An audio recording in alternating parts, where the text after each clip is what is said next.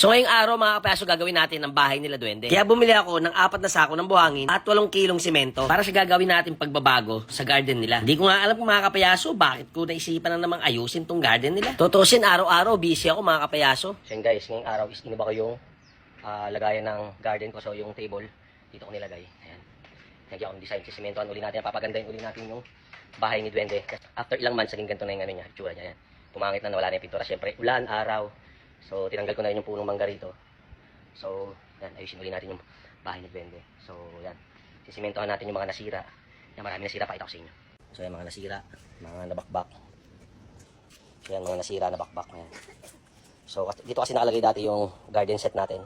Itong upuan. Tapos yung isang upuan nilagay ko rin sa labas. Para pag may nagbabasketball, pwedeng tumambay dyan. So, yung table nilagay ko rito para sa duyan. So, tingnan muna natin kung anong gagawin nating pagbabago dito sa garden nila Duwende. Ayan. So, let's go.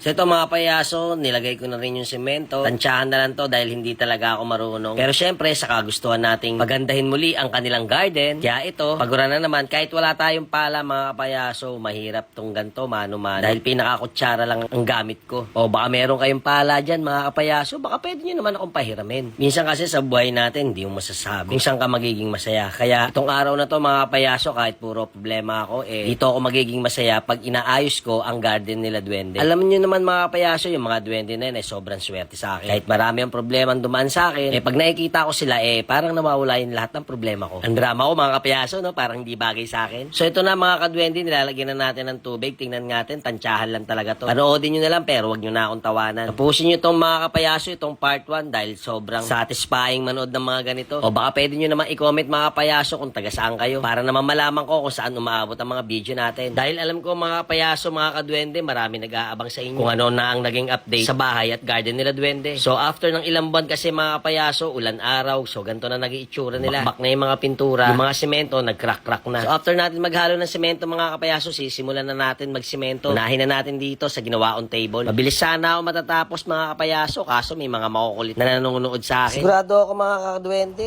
masaya sila Duwende dahil nakikita nila na inaayos ko yung garden nila. So kung makikita nyo mga kapayaso, may mga part lang ako sinisimentohan. Ayan kasi yung mga nagka-crack. Dati kasi may puno akong mangga dyan. So habang lumalaki siya, lumalaki yung ugat. Yung mga semento, binabasag niya. Buti nga mga kapayaso na agapan ko. Kasi baka pag sumobrang laki yung puno na mangga, pati yung bakal na fence, sirain na. So ito na mga kapayaso, tuloy na natin ang ating kwento. Kung naalala nyo mga kapayaso, meron din puno ng papaya. Doon ko unang-una ginawa yung content na Duwende. Dahil doon ang pinaka-trending talaga. Isang upload lang unang araw na video. Pumalo na ito ng 12 million views. Kaya ako nakilala bilang si Duwende. Lahat na nakakita sa akin, ang tawag na sa akin, Duwende. Guys, ito palang na semento natin. Yan, saka natin pipinturahan yan. Semento lang natin yung may mga crack.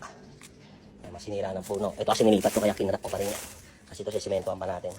So yun, abang lang. So nasayang ko na naman ang 3 minutes ng buhay nyo. Abangan nyo na yung part 2.